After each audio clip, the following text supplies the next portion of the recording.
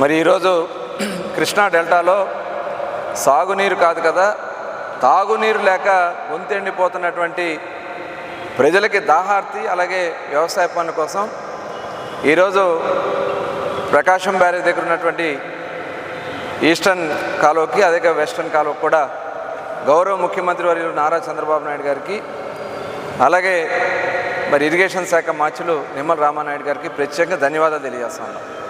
ఎందుకంటే గత ప్రభుత్వం చేసినటువంటి నిర్లక్ష్యం కారణంగా ఇప్పుడే రామానాయుడు గారు చెప్పారు, ఏదైతే పులిచింతల్లో 30 టీఎంసీ నీరు ఉండాలంటే 0.5 టీఎంసీ కన్నా కూడా తక్కువ నీరు ఉందంటే ఇవాళ దీనికి బాధ్యత ఎవరిది? ఆనాటి ముఖ్యమంత్రి మరి జగన్మోహన్ రెడ్డి గారి నిర్లక్ష్యం కాదా? సముద్రంలోకి వృధాగా నీరు పోయేది, ఏనాడు కూడా వాటర్ మెయింటెనెన్స్ చేసేవాళ్ళు కాదు.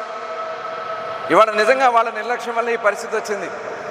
అసెంబ్లీలో మాట్లాడారు, పట్టిసీమ పంపులు ఉపయోగం లేదు, ఉల్లిపాయకి కాట వేయాలని చెప్పి ఆనాటి మంత్రులుగా పనిచేసినటువంటి వ్యక్తులు మాట్లాడారు. ఇవాళ రండి చూడండి, ఇవాళ నిజంగా పట్టిసీమ పంపులు లేకపోతే ఇవాళ కృష్ణా జిల్లాలో ఉన్నటువంటి ప్రజల పరిస్థితి ఏమైందో ఒకసారి ఆలోచించాలని చెప్పి నేను కోరుతా ఉన్నా. దీనికి కారణం మీరు కదా, మీ చేతకందనం కదా.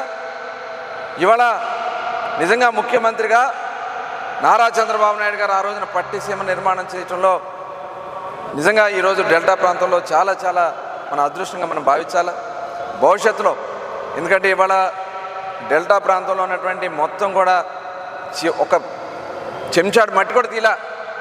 ఈ 5 సంవత్సరాల్లో బిల్లులు చేసుకున్నారు, కమిషన్లు కొట్టుకున్నారు తప్ప ప్రజలకు అవసరాలు తీర్చే విధంగా మనకి ఎక్కడ కూడా కార్యక్రమాలు జరగల.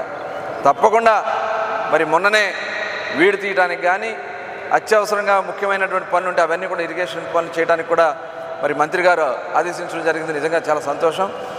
యుద్ధ ప్రాతిపదిక పైన ఆ కార్యక్రమాలను కూడా పూర్తి చేసి చివరి ఎకరాకు కూడా నీళ్ళు ఇచ్చే విధంగా కృష్ణా డెల్టాలో చేసే విధంగా కృషి చేయాలని చెప్పి మరొకసారి కోరుకుంటూ, మరొకసారి ఈరోజు ఈ కార్యక్రమాన్ని ఇచ్చేసినందుకు మంత్రి గారికి ప్రత్యేకంగా ధన్యవాదాలు తెలియజేస్తాను.